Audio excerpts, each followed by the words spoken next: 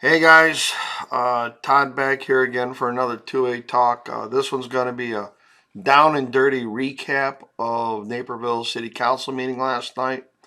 So, right off the get go, it was an overflow crowd. It was standing room only in the City Council chambers. There were another dozen or so people outside in the corridors watching it on the TV. And then there were still even more people standing outside with flags and banners and stuff like that. So the way the city council works is they take open public comments about items not on the agenda, and then as they get through the agenda, when they get to that item, those people who have signed up to speak, and they take public comments. Naperville has a rule that you have to sign up online ahead of time. You need to sign up by 4 p.m. of the afternoon of the city council meeting. So, a bunch of us got signed up. I don't have the exact breakdown on how many pros and cons, but there were more of us. We clearly owned the room. Here's a picture that I'll jump to right here. Let's see, where can I find it? There it is.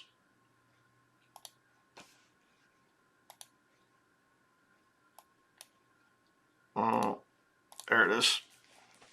Technical difficulties here. So you can see this. This is Mark Winters. He was the first speaker. He's from one of the churches in the area that got behind this. The women here in the front are all, pro Second Amendment women. There's Lori Bottrell. Yeah, they were out in full force, and as you can see in the back there, it's standing room only. Over here, just immediately to the left of the lectern, that's Robert, the owner of Law Weapons, and that's me there in my black hat and OD Green combat shirt.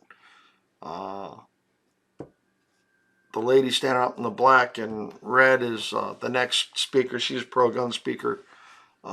So you see Dan Eldridge in there from Maxon's. We had a good turnout. We had a really good turnout. And I think that showed. And so Mark Winters here, some of his comments. I don't care if someone sues and gets this law overturned, though I hope that doesn't happen. You all get to tell the community and the rest of the country we are not going to willingly participate in helping mass shooters arm themselves. So more virtue signaling here from the left. They don't care about pissing away taxpayer money on litigation because they don't have to pay it. They don't see it coming out of their pockets up front. So they just don't care. They're willing to do that. I got to testify, and I hate testifying where they put this 3-minute shot clock on you. I had written testimony. I rewrote it while I was sitting there because of things people were saying or different things that were coming up or what wasn't being addressed. And I went in there with a job. My job was to convey to them that if they pass something like this, that they're going to be challenged in court, and this is going to be expensive. Municipalities are typically under tight fiscal constraints, and trying to elicit that and get that point across to them, that because in my conversations with the city attorney, I don't think he fully understands the depths of New York. And so uh, that was my goal. My goal was to sit there and do that. And so I led off that I was the former NRA lobbyist in Illinois for 25 years, a former resident in Naperville. And part of my job used to entail finding litigation, finding issues to litigate for NRA to further advance the Second Amendment and the right to keep and bear arms. And, NRA had a companion suit to McDonald. Everybody forgets about that. It was combined with McDonald at the Supreme Court. Hence why Paul Clement, who NRA kept on retainer for Supreme Court work, was able to argue and get divided time during the McDonald hearing at orals. And back at the time, it really annoyed Alan Gura that NRA was horning in on his case when NRA had a case. The NRA case also took on Oak Park's handgun ban as well as the city of Chicago's. And as part of my testimony, I said, I had a hand in some of that. And that work resulted in the village of Oak Park paying $625,000 in attorney's fees to us. And the city of Chicago paid nearly $700,000 in attorney's fees. And it's true that the NRA got more attorney's fees out of that case than the Second Amendment Foundation did. We hired Paul Clement at the time, and he was billing out in 2010 at $800 an hour, and NRA got every billable hour Paul Clement submitted. And I told them that, some of my other handiwork you're familiar with is that, it was me pushing the Mary Shepard case with some other people to NRA to get that up to challenge Illinois' carry ban. Moore was filed first by Second Amendment Foundation, but it was combined with Shepard. Both cases were argued, divided time at the appellate court, never went to the Supreme Court. So I reminded them of some of my handiwork, and that part of my job was looking for ordinances like this one to go litigate.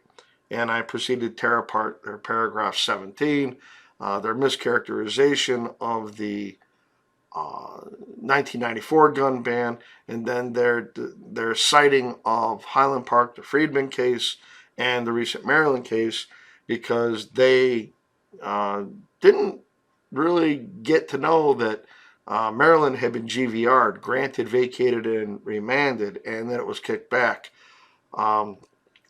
From where I was, and there were a couple of breaks. The mayor has these rules that if there are applause and outbursts, that he takes a break. And basically what they want to do is they want to run the clock out if it's a controversial issue. So they sit there and they start breaking. They took a 10-minute break, and then everybody milled around. And then when the anti-gunners burst out, supporting one of their speakers, they took a 5-minute break. And the idea is to just keep dragging it out. Maybe they'll hit the 11 o'clock witching hour for them or whatever. Because of that, and a text I got from John Bach about the rules, I decided to include my closing line was that, you've admonished us in the audience about following the rules. It would be really nice if the city council would follow the rules in Heller, McDonald, and New York. There seemed to be a smirk from a couple of city council members over that. So with that, Robert from Law Weapons gave a very impassioned speech. He was up early in the commenters, did a very good job. Dan Eldridge from Maxons and FFL Illinois was there, did a really good job of outlining all the law enforcement failures and how the systems they keep piling on have not caught these guys, even though the tools were there. So it went on and on and on. I left a little early and then got home, and I turned on the live feed to catch some of the comments. I'm going to work on another video with that, see if I can't download the video and put stuff up there. But anyways, it was admitted that the same anti-gun law firms that have helped Highland Park and Deerfield out are offering to help Naperville out. Although there was a question by a city council member about, well, will they pay the fees and how does all that work? And he said, well, it will defer their legal costs on their end. And when pressed on it, he kind of demurred about if these law firms would pay the fees. On our side, we prevail. Like city, the numbers I threw out there were there to get their attention and prove to them that this is going to be expensive. that was really interesting. And so in watching that, I knew that my testimony had actually sunk in a bunch because I had real numbers. And I had spoke with the city attorney prior to the meeting. I introduced myself, and he had actually gone up and looked up the Oak Park stuff and the city of Chicago stuff. And he goes, you were right. They paid some, and he said that after the 677 that Chicago paid, he found another 40,000 that they, and I said, yep, 1.2 million is the general number that they paid our attorneys. So the city attorney has been asked to draft a memo about legal issues and the other cases that have been around, including New York, as I referenced that. But it looked like at the end of the meeting, they sat there and the mayor started wanting to make changes to the amendment, to the ordinance. And so they're going to allow the sale of so-called assault rifles to law enforcement, military, retired law enforcement. They're going to remove handguns from the ordinance, and they're going to remove the magazine ban on handguns from the ordinance. So what we're potentially left with is some sort of ban on certain rifles and shotguns, yet to be determined, and magazines for those. So your AR mags, which is going to be real interesting because how are you to decide if that magazine is designed for a pistol? There are AR pistols. There are pistols that use that stuff. That's going to...